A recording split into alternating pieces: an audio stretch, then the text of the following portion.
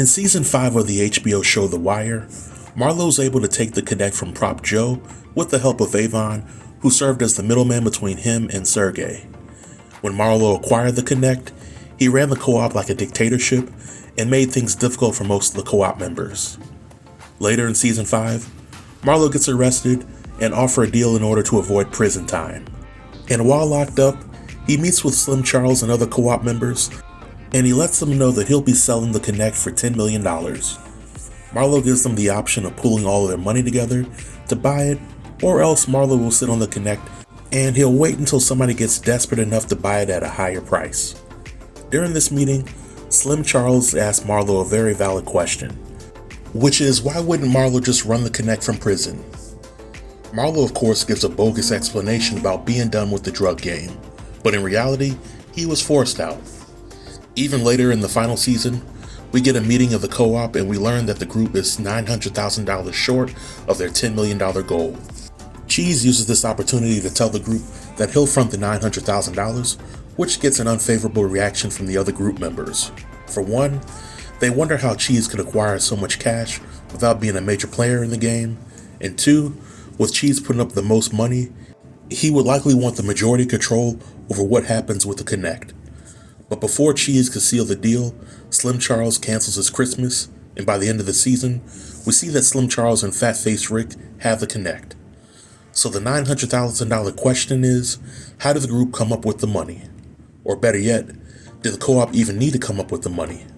The show leaves the answer to this question a mystery, but just like McNulty, I happen to have a theory. While the simple answer to this question would be that the co-op just either hustled or took money from Cheese to pay off Marlowe, in my opinion, there's a more plausible explanation as to how Slim Charles and Fat Face Rick ended up being the point of contacts for the Connect. It is my theory that Avon fronted the money that the co-op needed. Ever since Avon was locked up in Season 2, we as a viewing audience never really get a good gauge on how much wealth Avon truly has. We know that Avon's operations take a big hit, and the money that he was getting was not coming in like it used to. But I still believe that Avon had plenty of cash and assets, which means that Avon could continue to do his prison stint while getting a huge return on his investment. We also know that Slim Charles was very loyal to Avon, and in my opinion, he got with Prop Joe because Prop Joe was one of the smartest hood businessmen that was in the game, and Slim could learn a lot from him. I believe that Slim would regularly visit Avon in prison and let him know what's going on. I believe that after Marlowe told the co-op that he would be selling the Connect, at some point Slim went to Avon, told Avon about the situation, and Avon saw the situation as a golden opportunity to be king of Baltimore. Let's look at the situation from this perspective. Avon had Sergey in his pocket. Slim Charles admitted that he wasn't the CEO type when given the opportunity to rise in the game. And the co-op needed strong leadership to keep everybody in line. Prop Joe, as the co-op leader, was a smart businessman, but he often screwed over everyone else in order to come out on top. Marlowe was a dictator as the leader of the co-op, but he only wanted power and money regardless of what it cost. But Avon as a leader was someone who went by a code and stuck to it. The idea that Avon could control the Connect from inside the prison, just like Slim Charles suggested, was very enticing to Avon. So Avon likely took the $100,000 that Marlowe gave him, as well as another $800,000, and fronted it to Slim in order to buy the Connect.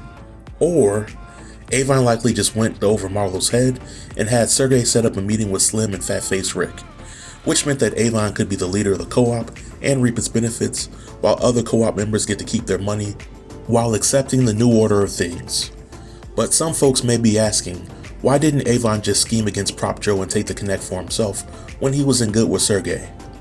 The answer to that question was that the Greek loved the relationship with Prop Joe, and he didn't see the need to have Prop Joe replaced just yet. In my opinion, the Greek really didn't like Marlowe, but he knew that Marlowe would eventually usurp the co-op, and the Greek just wanted to keep the money flowing until a better business partner presented himself. The Greek's loyalty to drug dealers in Baltimore was extremely shaky, and if they weren't going to be loyal to Prop Joe, they certainly weren't going to be loyal to Marlowe, which meant that Avon could have easily taken the co-op from Marlowe the same way Marlowe took it from Prop Joe. So by the end of The Wire, I believe that Avon not only became the king of Baltimore, but he was more powerful in prison than he was as a free man. With control over the Connect, Avon has the power and influence to flood the prison with a good product and sell it up at a marked up price. And ever since season 2, Avon has been talking about getting a better Connect and remaining on top by any means necessary. With the co-op working the way it was designed to, Avon could sit back, collect the money, and not have to worry about maintaining the corners or the gangster politics. But this is just my opinion, and this marks the end of the video.